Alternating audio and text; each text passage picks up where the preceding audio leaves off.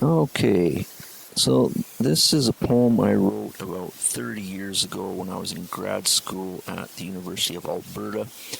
I was studying what makes societies thrive versus what makes them fall apart. Now, as it notes down here, 95% of this poem was written nearly 3 decades ago, so some of it seems a bit dated. As we go through, you'll kind of see which ones are old and which ones are new. And also, I'll just mention here, it's rather long, including the detours. There's about 70 stanzas. So if you want to look at it later on, all you have to do is go to my website here, evanbedford.com. You can click on the thumbnail here, and then you can just look at it at your leisure. But anyways, let's start off here. I've written a poem, perhaps a bit long. It speaks of a future when things go quite wrong. Oh, I know technocrat optimists spewing out drool tell us, don't worry, the future is cool. And sometimes I'll put links down below. This is a book here which kind of puts the lie to this notion that the future will necessarily be cool. Have a look at this. This is a link to a YouTube interview with the author of the book. And then another one of my, I've got a bunch of videos that I did here on YouTube, and again, you can get to those again by going to evanbedford.com and then clicking on the YouTube thumbnail here. This particular one is video number 7, I believe. But anyways, let's forge ahead here. And laissez-faire business types spewing out fiction say that the market will cure all affliction. I guess I should note at this point that although capitalism is generally considered by far the most efficient way to allocate resources, there are 3 areas where it tends to fall flat, and that's what we'll look at now. This is one of the 2 detour areas I've made in the poem, so we'll do a little detour here and then back. The marketplace, sometimes somewhat of a crap cure. In economist textbooks, there are market failures. Market failures conveniently group into 3. One includes fighting over fish in the sea. It's the other 2, though, I'll try and make understood. One's market externals and one's public goods. On this particular page, too, I did links to each of the 3 factors that capitalism can't really work well with. So just click on this common property resources, and that will take you to the Wikipedia page. Again, market externalities, Wikipedia page, and public good Wikipedia.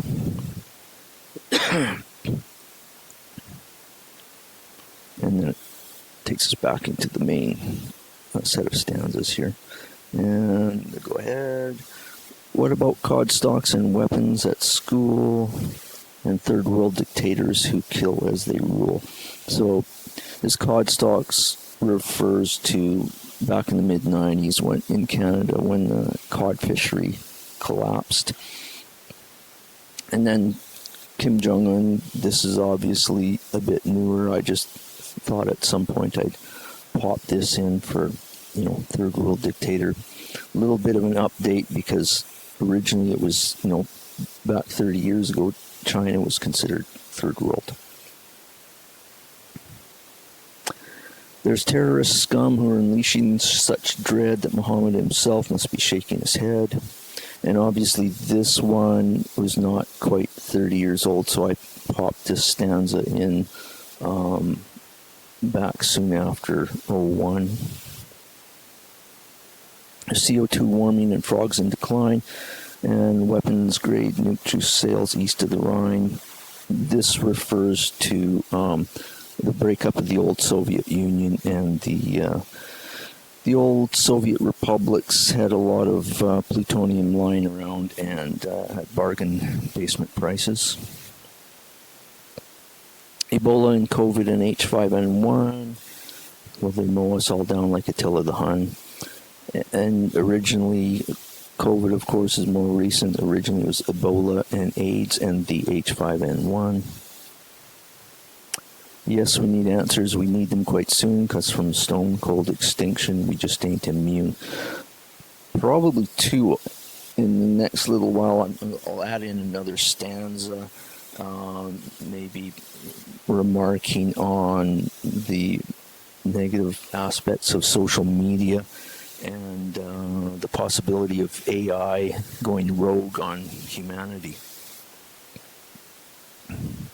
Now, sustainability should be defined when looking at natural and civil decline. It means vigor and health in our grandchildren's time, a vigor and health from a new paradigm. A new paradigm that is really quite old. De Tocqueville described it, but now it's lost hold. Is a good link to have a quick look at. Alexis de Tocqueville from the 1800s. He wrote this famous book called Democracy in America. Some people figure not only was it the best book ever written on America, but also the best book ever written on democracy.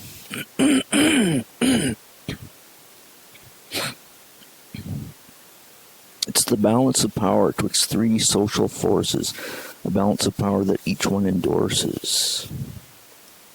As it stands now, though one's in decline, I'll let you guess which, as each I define. The first is the prince, well, government really, the one that at times has been spending too freely.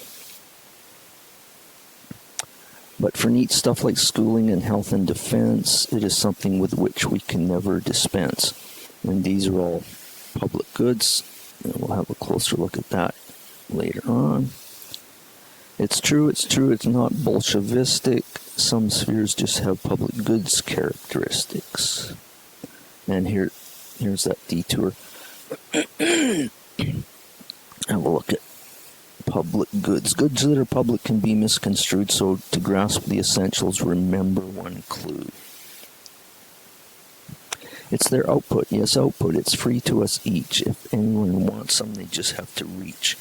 So these are the inputs, clean environment, education, national defense, healthcare, and the output. These outputs are free to anyone, so it's here where the marketplace, there's no incentive for the marketplace to provide this stuff, therefore they won't. The perfect example in matters marine or lighthouses signaling hazards unseen. See? It's their output, yes, output, for which oftentimes providers have trouble collecting a dime. That's why you don't see private industry building lighthouses. And if markets have trouble in selling the stuff, there's no rationale for supplying enough. And then we go back to the main portion of the poem. The next social force is best known as the merchant. Now this is that triad I was talking about. So this is the second one. It trades where Invisible Hand is emergent, and I put a link to Invisible Hand of the Marketplace and Adam Smith.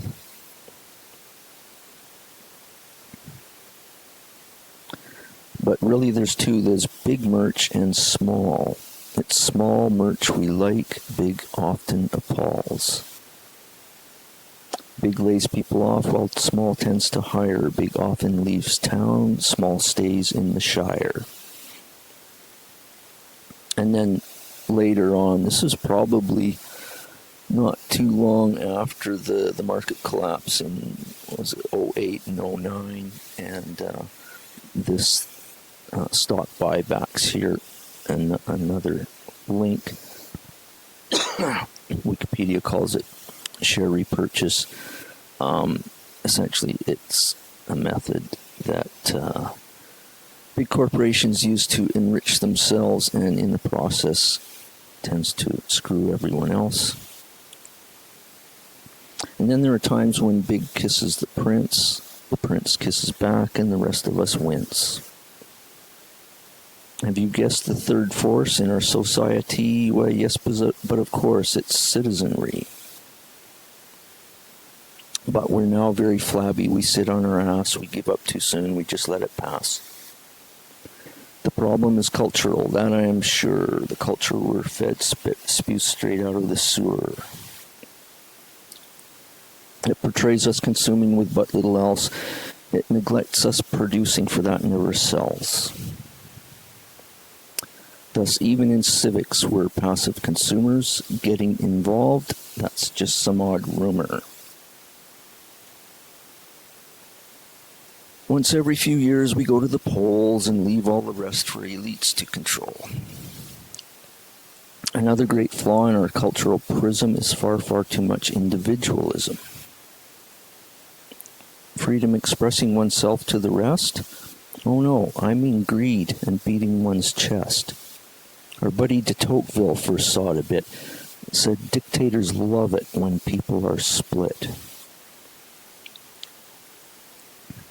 We've been brought up on myths that economists claim, like altruism ain't part of the game. But ask any ecologist if competition's the only thing life forms have as their ambition.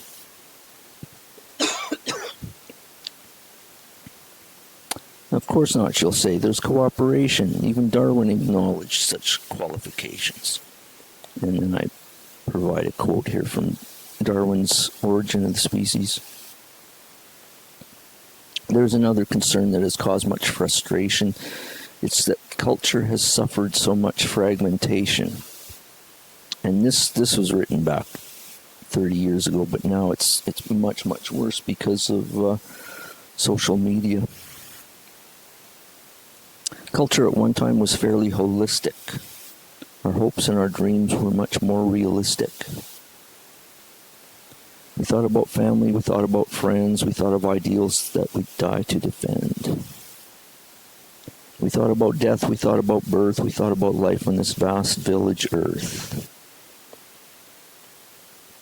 But now that our earth is much more like a city, our culture, it seems, issues forth from committees. We know if some jock to a million said nope, and if Dick diddled Sue on the afternoon soap.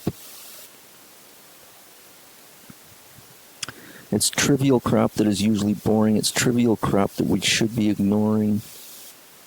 But 500 channels are awfully compelling. This, even with crises, we should be out quelling.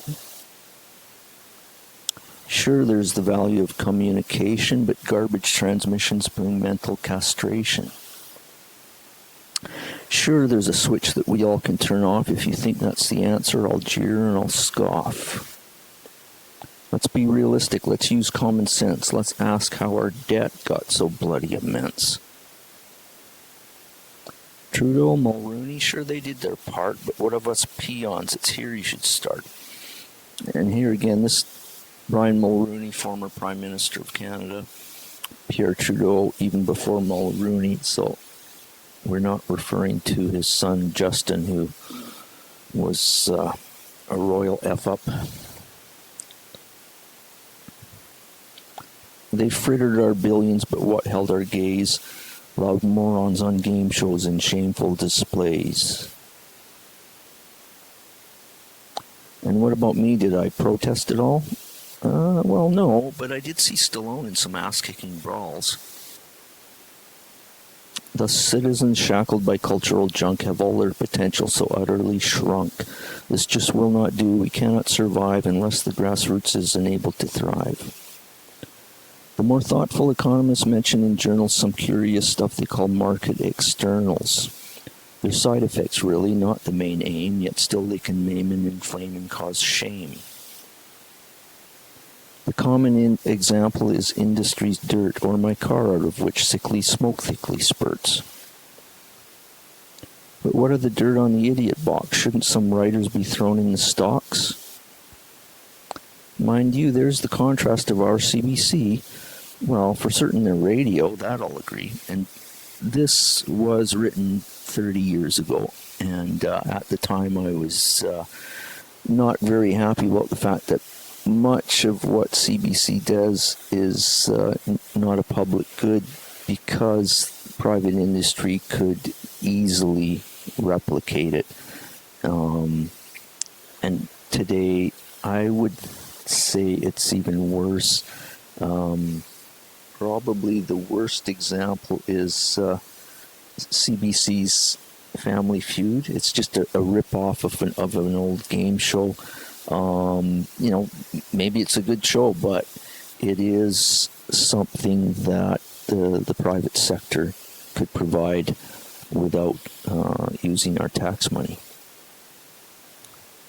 And yes, PBS, it uplifts and enables and grassroots control of community cable. So in fact, there are two types of media where either barrels of crap or the good stuff that's rare. The good stuff will often use taxpayers' cash, while assess that it is ceaseless, shows ads full of flash. So the bad pays for good, a few bucks are collected. Will that get cathodic corruption corrected? Their market externals so bloody immense that surely there should be much more recompense.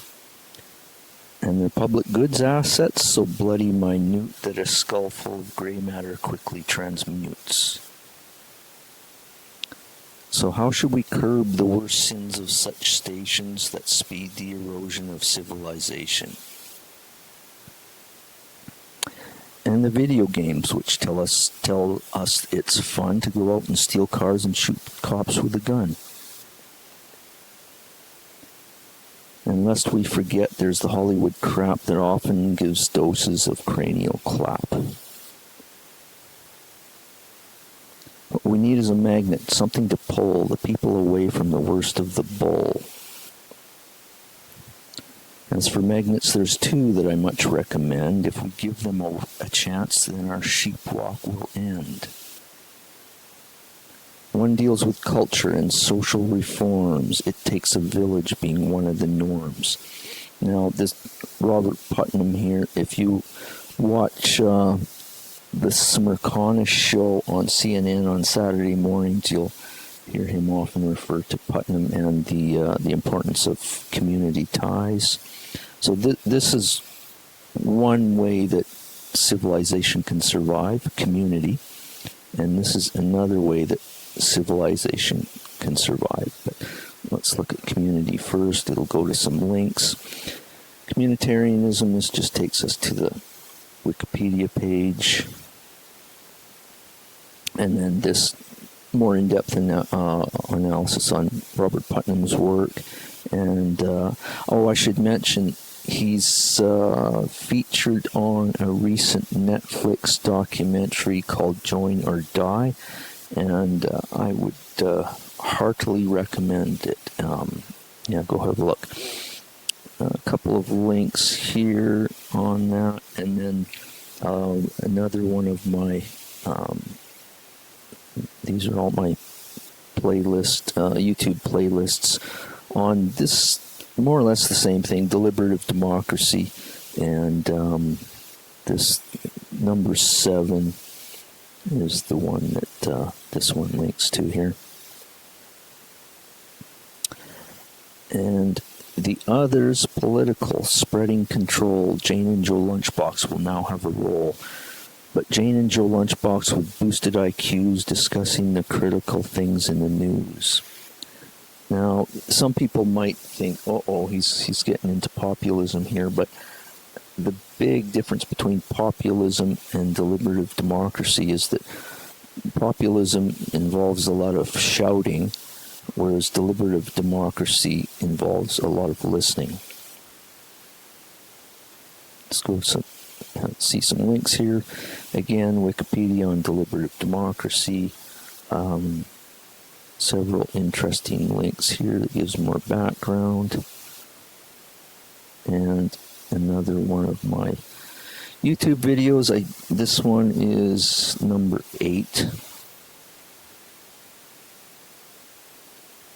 And then this book here I discovered back in 1995. It's still the only book ever written that combines this stuff with this stuff. And it also talks a lot about something called civic journalism, which I don't talk about in the poem, but if you want a bit more on that, I talk about it in this number 23. So again, you can just go to my website and find that number 23 video. Let's have a closer look here, though. So that Changing Maps book, 1996, in the Literary Review of Canada. This is the only time it was ever reviewed. So get a better look at what's going on in that book. And I've done a few. Let's see, it's number 18, number 16, and somewhere in here is number 20. Well, there we are, the Join or Die Netflix documentary I was talking about. But yeah, 16, 18, and 20 go really in depth on that Changing Maps book. And then I was so intrigued with it that back in the late 90s, I cycled from Edmonton to Ottawa in an attempt to give the Prime Minister of Canada a copy of that book. And so you can click here, and it goes into detail this book I wrote, and all about that journey. And let's see. Well, if you want the main, go back to this yellow book here in evanbedford.com. That's where this stuff is found. And these are the exact routes I took back then and the exact dates. And this is, I took these photos from an old globe I got for Christmas back in 1965. But it's hard to find Changing Maps. Well, pretty much impossible these days because it's been out of print for so long. But I've included some books here which are much more available.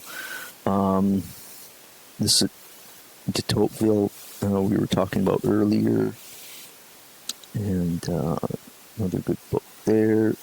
This James Fishkin and on Deliberative Democracy, excellent book. And then about those books above, I do some more videos.